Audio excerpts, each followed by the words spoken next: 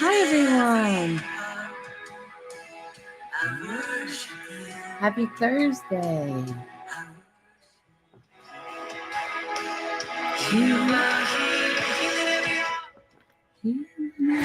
Let me know if you hear the music when you get in here. And let me know where you're joining me from.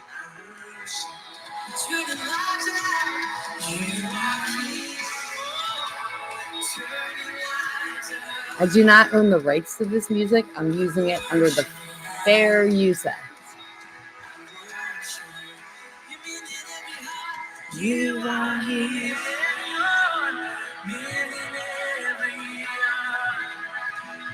I worship you.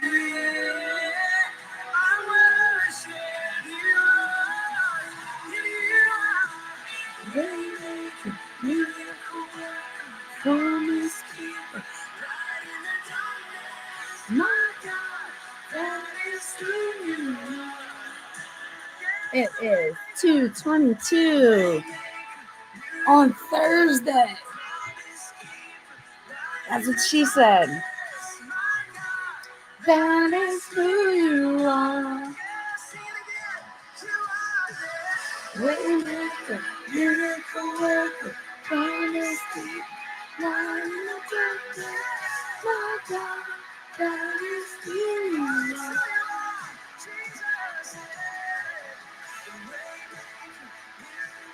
Welcome. Welcome. Let me know where you're joining me from in the chat.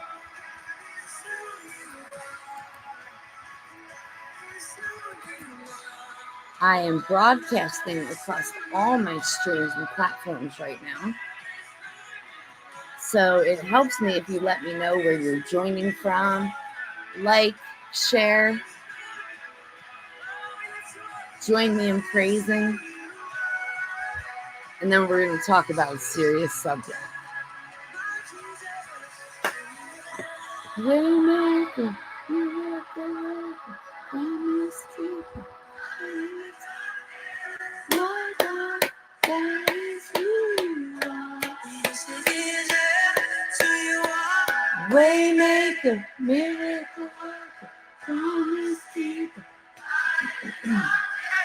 my God, that is who you are. Let's sing this together, even when I don't see it. Come on, even when I don't see it, you're working. Even when I don't feel it, you're working. You never stop working. You never stop working. Even when I don't see it, you're working. Even when I don't feel it, you're working. You never stop working. You never stop.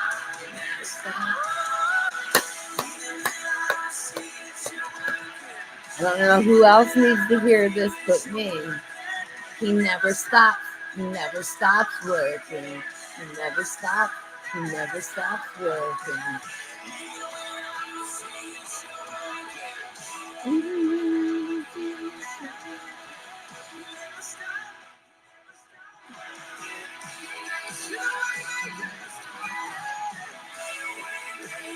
Miracle worker, promise keeper, light in the darkness, my God, that is who you are.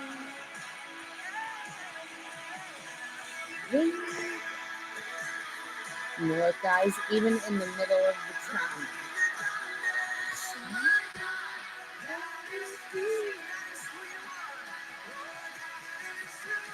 he's so faithful.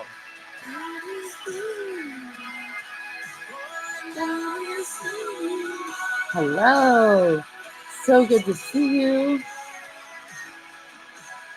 So good to be smiling despite the anxiety I've been going through.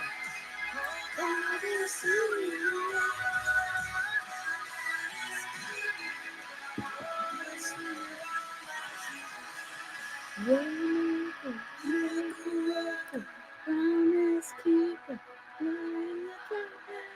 my God, that is who you are.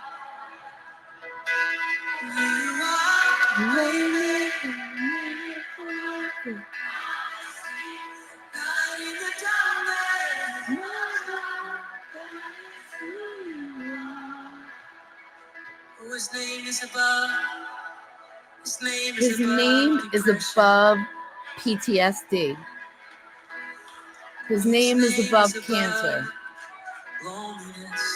His name is above anxiety. His name is above disease. His name is above pain. His name is above cancer. His name is above everything. That is who you are. That is who you are. That is who you are. Jesus. That is who you are. That is who you are. I know that is who you are.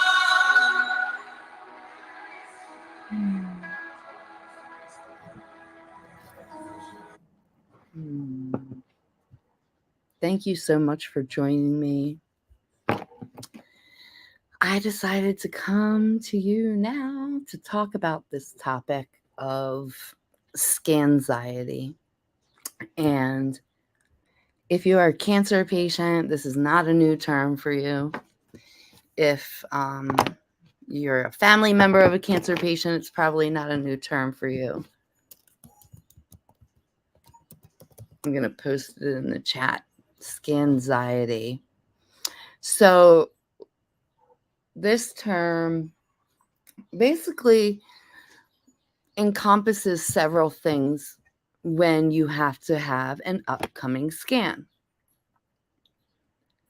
All the anxiety that comes behind maybe the discomfort of the procedure.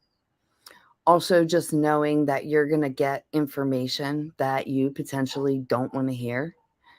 And like the anxiety of it when you have so many different procedures and tests. It really starts when you first need to know you have to have the exam done. And then there's anxiety that comes behind scheduling the exam. And then the day of the appointment,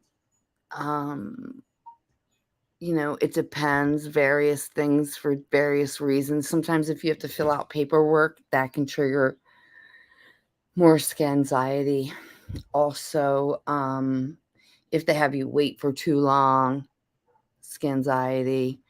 Now, this past Monday, I was celebrating a big victory because I was finally having an MRI done. That was originally ordered last December by my oncologist.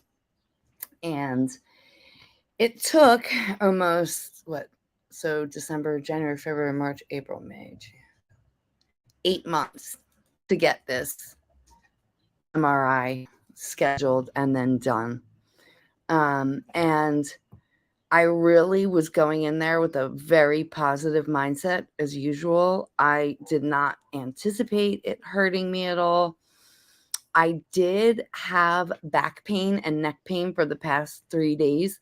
So I took an 800 milligram ibuprofen, which is very strong. I don't take ibuprofen or medicine on a daily basis. So that's a lot for me. And I also took a medicine that has been prescribed to me for the complex post-traumatic stress disorder for when I need to have scans or certain tests that could be painful. And that's called a Klonopin. So it was my first time taking that ever. I definitely felt the effects of that. It almost reminded me like I used to feel sometimes if I would drink a little bit of wine. Oops, it's my drink, sorry. Like I would feel if I drank a little bit of wine. Like before I was feeling buzzed or tipsy, sometimes my words would slur. Like it's happening now. But it's happening now just because I'm thinking of it. But that type of a feeling. So I knew it was working. I knew I was relaxed, but my Scanxiety began when I was in the changing room. And for some reason, putting the gown on, everything they give you, I just started crying. And, it's not logical or sensical. Nothing bad was happening to me, but it's like this release of knowing, like, this was ordered last December. I should have had it done then, but I didn't have insurance. And then it brings up, my feelings of being failed by the medical community and having lost insurance after I served as a provider for decades. And then it also just makes me have anxiety because of how long it took me to get there, like, and how much I fought just to, like, they called me and they denied the MRI. And they said I needed to have a mammogram done, which is something I can't have done with my clinical history. Then rather than working that out with the doctor, they put me as the middleman. And then that gave me anxiety because now I'm just having to advocate for myself nonstop and things seem to never work out. So cut to Monday. I'm literally like prayed up, having the best intentions. I took that relaxing medicine. I took the ibuprofen. So I really thought it was going to go great. And even through the tears, I was like, it's okay. Good at consoling myself and praying and being like, I'm not going to be alone through this. Jesus, be with me the entire time. Let me feel like you're holding my hand. And they give you headphones to listen to. But when we got in the room, you can see my little bruise here and up here. It took them more than once to stick me. Started tempting my anxiety again. And then when I got in the scanner, it hurt like excruciating pain, because they have you lay face down and they have these like holes cut out for your chest. So you're laying like this and your arms have to be bent upward and backward. Like almost like imagine a reversed banana, like up and back. And then your legs are bent back as well. And so my chest and my ribs, where I'm complaining of having the pain, this rib pain, where the radiation was done, you're like smashed into it, against it. And then like positionally, just having my arm up like this, like it can't do it. It can't do it from the surgeries and things that I've had done and not having my lymph nodes in there. It hurts. I'm taking these off now. Pampering myself and talking to you guys to counter the anxiety. So I wound up having to squeeze the bulb early. Despite all my mindset and all that stuff, I squeezed the bulb early and had to come out. I was like, even if they only have like 30 more seconds left, I can't do it. I felt like they kept saying, oh, only 6 minutes left. Then I'd get through 6 minutes and they're like, only 3 minutes left. And I'm like, I can't even take 60 more seconds. And they're like, 2 minutes. I couldn't take it. So now I'm in pain, excruciating pain. My shoulder was like a 12 out of 10.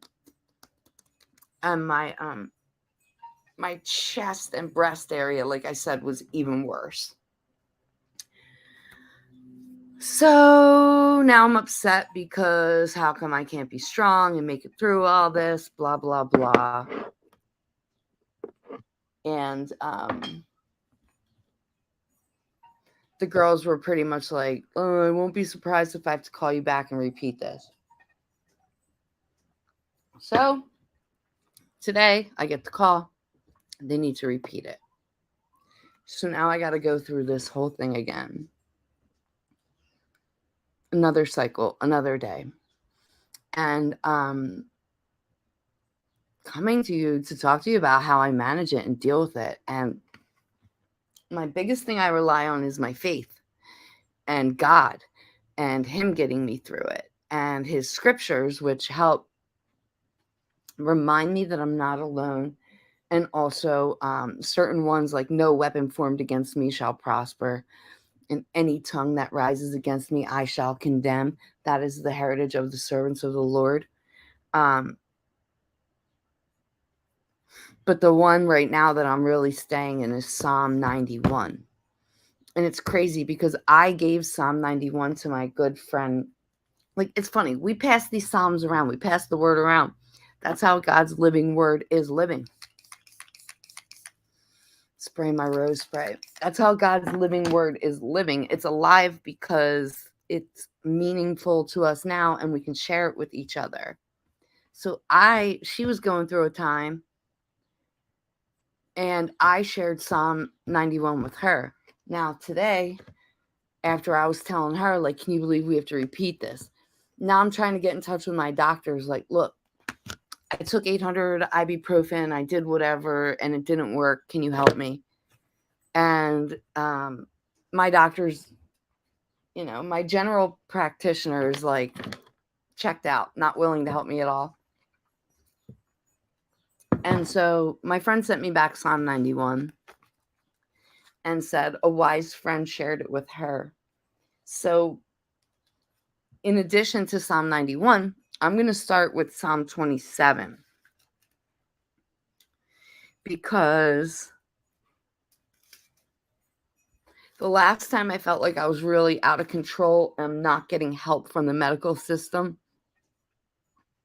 God directed me to Psalm 27, and it really ties in well with Psalm 91. So part of the medicine that I use for anxiety is the scriptures, and it's free. No one can take it from you. You don't have to call a doctor and get them to prescribe it. We're blessed to have it in this country. So anyway, Psalm 27. The Lord is my light and my salvation. Whom shall I fear? The Lord is the strength of my life. Of whom shall I be afraid? Like, that right there convicted me to be like, either the Lord is my light and salvation and I have nothing to fear, or he isn't. And he's the strength of my life, or he isn't. And as long as I rely on my own strength, I'm not relying on his strength.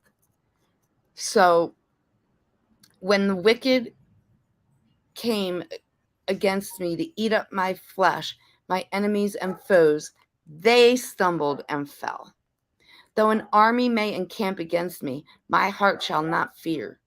Though war may rise against me, in this I will be confident. One thing I have desired of the Lord, that will I seek, that I may dwell in the house of the Lord all the days of my life, to behold the beauty of the Lord and to inquire in his temple. That's what I'm going to be focusing and meditating on in this scanner in 20 minutes, which I have to leave for. I'm going to be in his house, in the secret place with him. No matter how loud the MRI is or how much pain my body is screaming out. For in the time of trouble, he shall hide me in his secret pavilion. In his pavilion, in the secret place of his tabernacle, he shall hide me. He shall set me high upon a rock. And now my head shall be lifted above my enemies all around me. Therefore, I will offer sacrifices of joy in his tabernacle. I will sing. Yes, I will sing praises to the Lord. That's what I'm going to be doing in that MRI. I'm going to be singing, "Great are you, Lord," and all these wonderful things about all the wonderful things he's already done for me. I'm not going to let the sounds or the feeling in my own body psych it out. Hear, O Lord, when I cry with my voice. Have mercy upon me and answer me. I have been crying out to him, and I cried, and I give him the truth, and he's going to answer me. He always does. And when you said, "Seek my face," My heart said to you, your face, Lord, I will seek. And that's the truth. I keep seeking his face and the goodness. He's only goodness. Do not hide your face from me. Do not turn your servant away in anger. You have been my help. Do not leave me nor forsake me, O God of my salvation. When my own father and mother forsake me, then the Lord will take care of me. Teach me your way, O Lord, and lead me in a smooth path because my enemies. Do not deliver me to the will of my adversaries, for false witnesses have risen against me, and such as breathe out violence. I would have lost heart until I had believed that I would see the goodness of the Lord in the land of the living. Wait on the Lord, be of good courage, and he shall strengthen your heart. Wait, I say, on the Lord. He is strengthening my heart and waiting on him, abiding in him, reading his word every day. It's helping combat the anxiety, as well as doing what I can in the natural. I called my doctors. My doctor said that I can add a Tylenol to the ibuprofen. And the psychologist said that I could add a second anxiety pill. So, as God is taking care of things in the supernatural, I'm also taking care of things in the natural and trying to do things to help as well because I'm resting in him. Which is going to bring me to Psalm 91. And again, I was convicted in either believing this or not believing it. It is his word and I believe it or not. So Psalm 91, he who dwells in the secret place of the Most High shall abide under the shadow of the Almighty. Right there. I'm dwelling in the secret place of the Most High, so I shall abide in his shadow. He is the one out front facing it all for me. That conquers the fear. I will say of the Lord, he is my refuge and my fortress. He is my refuge and my fortress. My God, in him I will trust. Not in any of the systems or things in this world. I'm going to have to keep getting scans as long as God lets me be alive. So I go to him and he's helping me with the anxiety and he's putting earth angels to help as well. The days of our lives, sorry, that's the wrong part. Surely he shall deliver me from the snare of the fowler and from the perilous pestilence. He shall cover me with his feathers, and under his wings I shall take refuge. His truth shall be my shield and buckler. I know his truth. I shall not be afraid of the terror by night, nor of the arrow that flies by day, nor of the pestilence that walks in the darkness, nor of the destruction that lays waste at noonday. 1,000 may fall at my side, 10,000 at my right hand, but it shall not come near me. Only with my eyes shall I look and see the reward of the wicked. Because I have made the Lord my refuge, the Most High, my dwelling place. No evil shall befall me, nor shall any plague come near my dwelling. For he shall give his angels charge over me and keep me in all of my ways. In their hands they shall bear me up, lest I won't dash my foot against a stone. I shall tread upon the lion and the cobra, the young lion and the serpent. I shall trample underfoot, because he has set his love upon me. Therefore, he will because I have set my love upon God, he will deliver me. He will set me on high, because I know his name. I call upon him, and he answers me. He will be with me in trouble, and he will deliver me and honor me. With long life shall I satisfy him and show him my salvation. Amen and amen. How beautiful is that? That's why I praise. That's the answer for us, guys, to praise in the pain. Oh, and also enjoy the goodness in life. like this beautiful skin cream that I can have and smell and just uplift me and make me feel good for a second. We all have our different things that do that for us. I want to say God bless you. Have a beautiful day. If you're having any issues, you want me to pray with you or for you, you can email me at at whatshesaid@gmail.com. Hashtag that's what she said. I love you. God bless you. If you want to say a little prayer for me, I'm going to get through this. I'm going in there. God's got me.